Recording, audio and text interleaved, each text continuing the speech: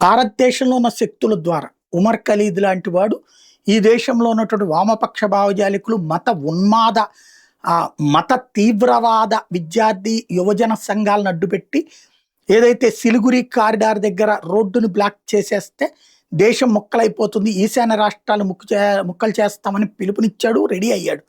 ఆ టైంలో ఆయన తీసుకెళ్లి బొక్కలో దోశారు.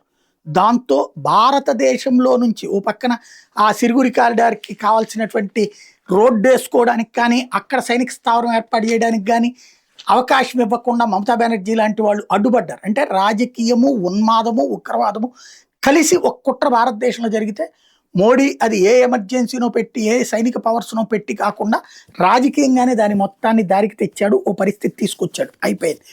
ఇటు ఇక భారత్లో నుంచి సాధ్యం కాదు, ఎందుకంటే ఇప్పుడు బెంగాల్లో గవర్నమెంట్ కూడా బీజేపీది వచ్చేసింది కాబట్టి. ఇక బంగ్లాదేశ్ నుంచి కథ నడుపుతున్నారు వీళ్ళు. చికెన్ నెక్కి అవతల పక్కన ఉన్నటువంటి రంగ్పూర్ ప్రాంతంలో ఐఎస్ఐ గేమ్ ప్లాన్ చేస్తుంది. చిన్మయ ప్రభు ఎవరైతే మన హిందూ మత గురువుని అరెస్ట్ చేయడం వెనకాల అదే ఉంది.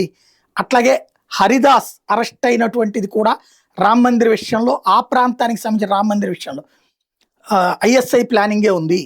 అలాగే హిందూస్ మీద ఈ మధ్యన పెద్ద ఎత్తున అటాక్ జరుగుతున్నాయి. ఆ ప్రాంతంలోని హిందువుల్ని ఆ ప్రాంతం నుంచి తరలిపోయేలా ప్లాన్ చేస్తున్నారు.